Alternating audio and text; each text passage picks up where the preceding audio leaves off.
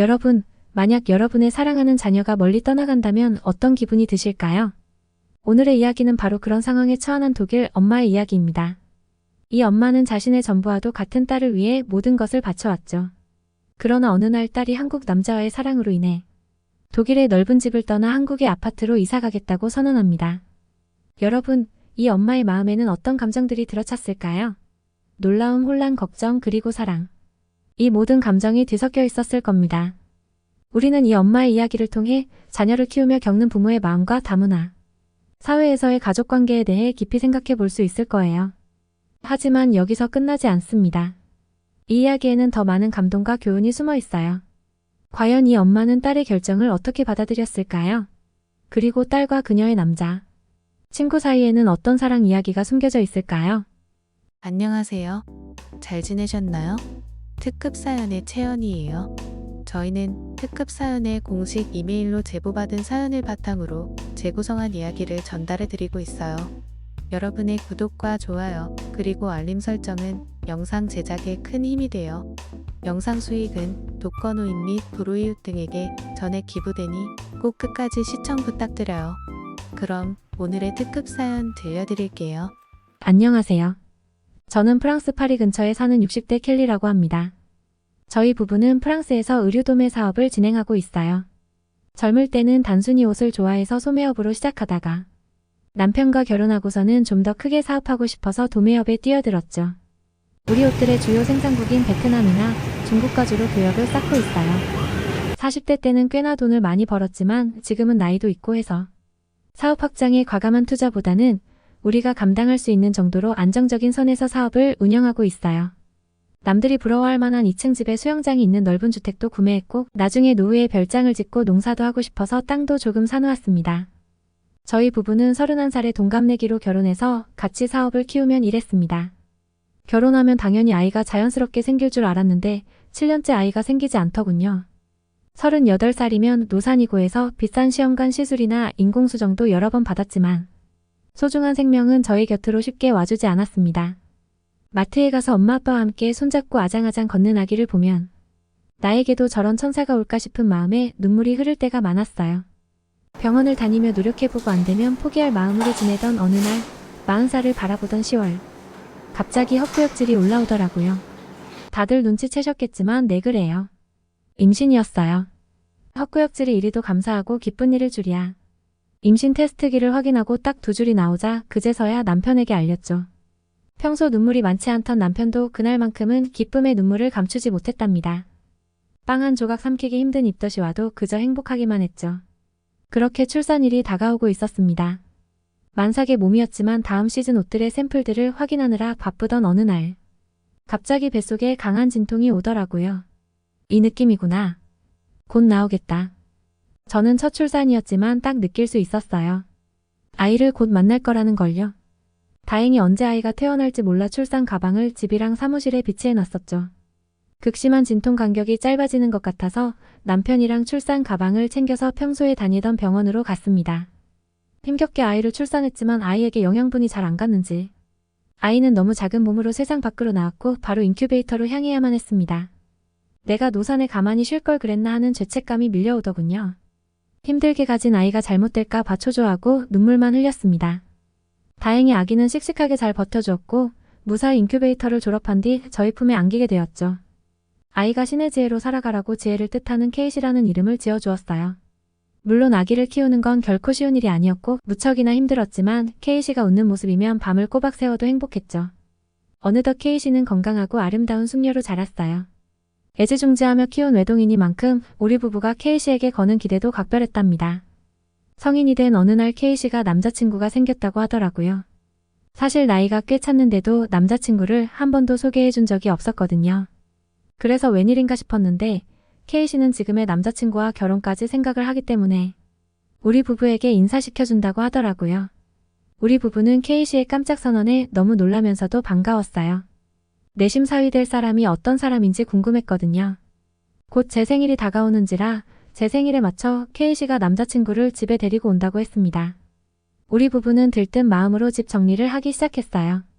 그리고 어떤 요리로 예비 사위를 대접할지 행복한 고민을 하기 시작했죠. 그렇게 저희 생일날이 되었습니다. K씨와 예비 사위는 저녁 6시쯤 온다고 했어요. 남편은 저녁 5시가 될 무렵 입을 양복 바지를 찾으러 세탁소로 갔습니다. 그날을 위해 새 옷처럼 드라이를 해달라고 맡겼거든요. 저는 준비한 요리가 괜찮은지 다시 파티상에 올라갈 음식들을 점검했지요. 그런데 그때 갑자기 초인종이 울렸습니다. 혹시 예비 사위가 빨리 도착한 걸까 싶어 문을 열어보니 웬 젊은 동양인 남자가 홀로 서 있었어요. 처음 보는 사람이었죠. 자주 오는 우편 배달원도 아니었고 택배기사도 아니었거든요. 누구시냐고 물어보려다가 순간 제 머리를 스쳐 지나가는 생각이 있었습니다. 혹시 이 사람이 K씨의 남자친구 아니 프랑스 사람이 아니라 동양인이었네. 너무너무 당황해서 어찌할 바를 모른 채 머뭇거리고 있는데 마침 남편이 세탁소에서 옷을 찾아 돌아왔어요. 남편은 문 앞에서 제가 동양 남자와 서 있는 모습을 보더니 처음엔 갸우뚱하더니만 금세 웰컴 투 마이 하우스 하며 재빠르게 인사를 하는 거 있죠. 남편도 혼란스럽긴 마찬가지였는데 침착하게 대응을 했더라고요. 남자는 환하게 웃으며 제가 많이 놀라게 해드렸나 봐요. 초대해 주셔서 감사합니다 하며 프랑스어로 유창하게 인사를 했어요. 우리 부부는 미소 아닌 미소를 억지로 지으며 그를 집 안으로 데리고 왔어요. 얼마 되지 않아 K씨도 집에 도착했습니다. K씨는 친구에게 물건을 받아와야 해서 남자친구만 먼저 저희 집에 가 있으라고 했다네요. 저희는 K씨가 오고서야 식탁에 둘러앉아 저녁 식사를 하기 시작했습니다. K씨는 남자친구를 소개하기 시작했어요.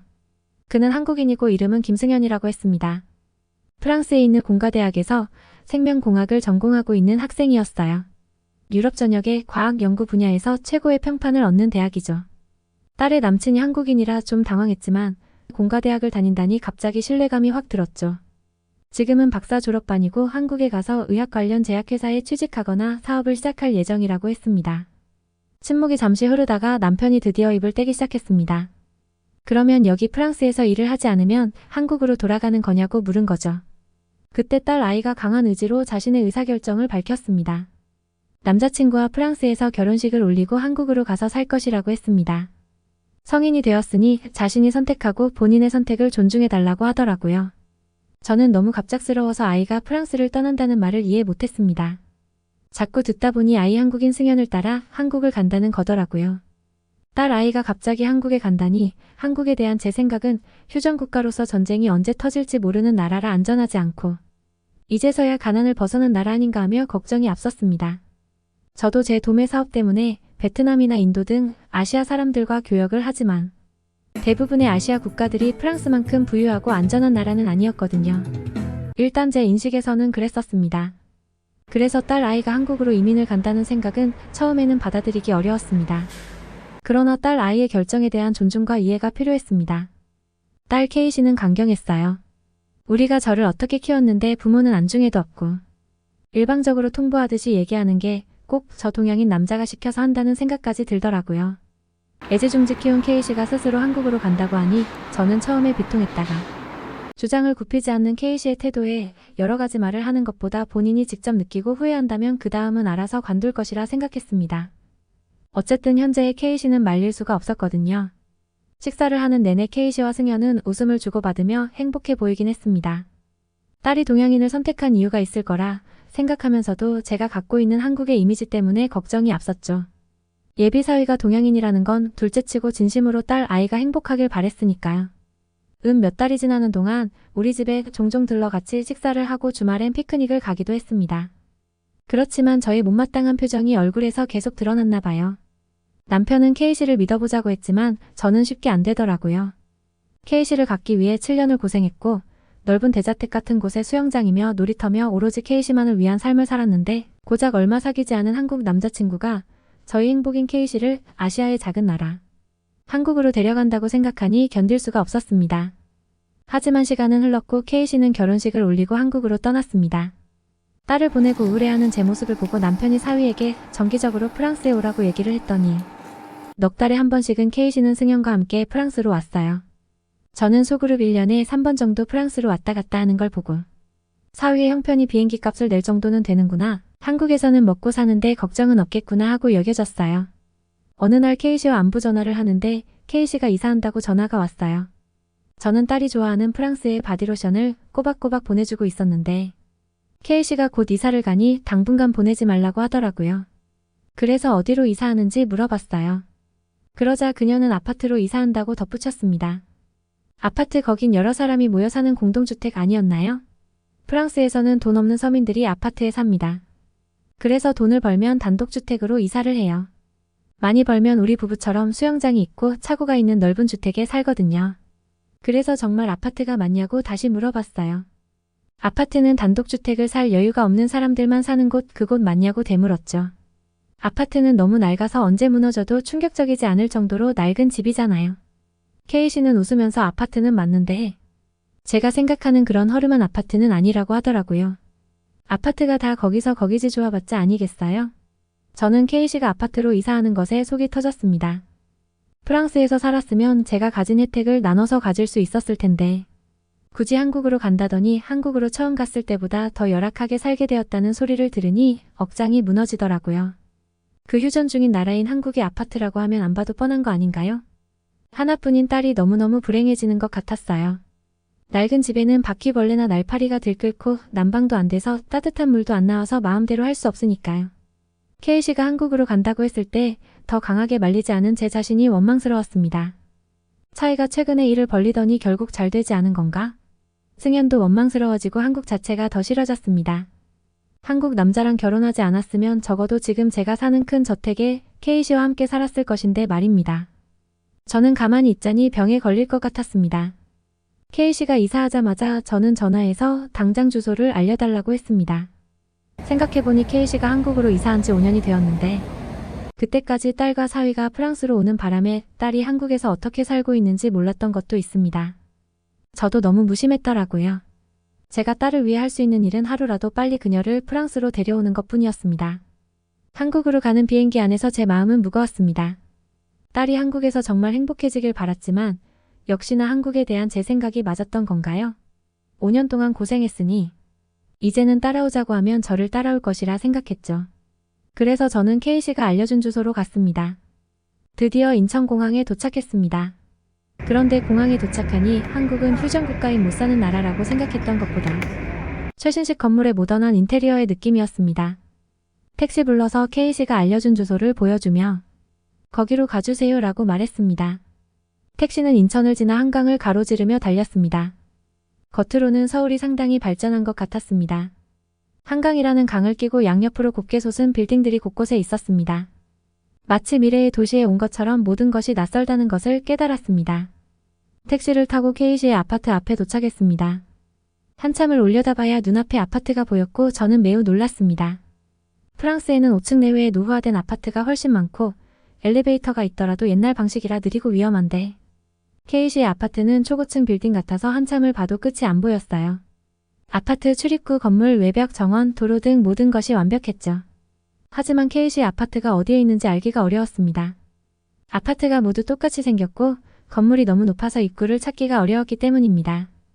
그때 파란색 옷을 입은 경비원이 제게 다가와서 도움이 필요하냐고 묻는 것 같았어요. 저는 딸의 주소가 적힌 종이를 건네며 그 주소에 도착했지만 더 이상 갈 수 없습니다 라고 말했어요. 다행히 경비원은 번역기로 알아들으면서 친절하게 K씨에게 인터폰으로 연락을 했습니다. 제가 도착했다는 사실을 알게 된 K씨가 나를 데리러 로비로 왔어요. 우리 딸은 사치스럽지 않지만 단정한 옷차림에 편안한 얼굴을 하고 있었어요. 엄마가 온 사실이 기쁘면서도 당황한 눈빛이었습니다. 저는 낯선 미래에 혼자 있는 것 같았지만 그녀를 보자마자 안도의 숨을 내쉬었어요. 눈물이 날 것 같았어요. K씨는 우리 부부를 꼭 안아주었어요. 초대가 아니고 우리가 일방적으로 데리러 온 것인데도 딸은 노여워하지 않았어요. K씨를 따라 엘리베이터로 향했고 딸은 29층을 눌렀습니다. 엘리베이터 버튼이 50층까지 있는 걸 보고는 깜짝 놀랐죠. 그리고 엘리베이터 안에서 TV 같은 모니터가 나오는 게 아주 최신식의 아파트인 걸 느낄 수 있었습니다. 엘리베이터에서 내려 집 현관으로 들어왔을 때 뽀얗고 윤기나는 대기석 바닥이 고급스러웠고 작은 방들을 지나서 거실로 향하니 높고 탁 트인 조망의 멋진 광경이 펼쳐졌죠. 물론 아파트 단지 밖을 봤을 때는 안에도 이렇게 고급스러울 줄은 몰랐지만 아파트 내부는 호텔 같았습니다. 아니 호텔보다도 더 깔끔했습니다. 이사 온 지 얼마 되지 않아 약간 썰렁한 감이 있었지만 이렇게 높은 건물에 있는 고급 호텔은 처음 느껴봤습니다. 해가 어두워지자 아파트 단지에 불빛이 하나둘 자동으로 켜지고 낮이랑은 또 다른 멋진 장관이 펼쳐졌어요. 뉴욕의 맨하튼 이상으로 멋진 야경이 펼쳐졌습니다. 프랑스에서는 빌라에 살더라도 5층 이상은 올라갈 수 없어요. 한국의 아파트 단지는 분위기가 달랐어요. 평화롭고 부드러운 불빛이 쾌적했습니다. 어디선가 찬바람이 불어오는 게 느껴져 깜짝 놀라서 쳐다보니 정말 천장에서 바람이 불어오는 거예요. K씨는 웃으면서 시스템 에어컨이라고 설명해줬어요. 외출을 해도 핸드폰으로 에어컨 조절이 가능한 데다 집에 불이 켜져 있는지 꺼져 있는지 도시가스도 잠글 수 있다고 하더라고요. 세상에 핸드폰 하나로 이걸 다 관리가 가능하다니. 프랑스에서는 비교적 고가의 에어컨을 사용하는 사람이 많지 않았어요. K씨는 한국의 더운 날씨 때문에 에어컨 없으면 못 산다면서 웃었죠. 저녁 식사 시간이 다 되자 K씨는 핸드폰으로 음식을 배달시키자고 했어요. K씨는 자신이 한국에 와서 가장 맛있게 먹은 음식인 치킨과 보쌈을 시켰습니다. 저희는 음식을 핸드폰으로 주문한다는 자체가 너무 신기하고 얼떨떨했죠. 조금 뒤 현관 초인종 소리가 들리더니 포장된 음식들이 배달되었더군요. 배달된 포장 용기들도 신기했고 음식들도 맛있어 보였어요. 저희도 먼 길을 와서 시장하기도 했죠. K씨는 신나게 음식을 풀어서 그릇에 담고 테이블을 차리기 시작했습니다. 다양한 종류의 음식들이 테이블 위에 놓여 있는데 마치 파티 같았고 정말 멋있었습니다.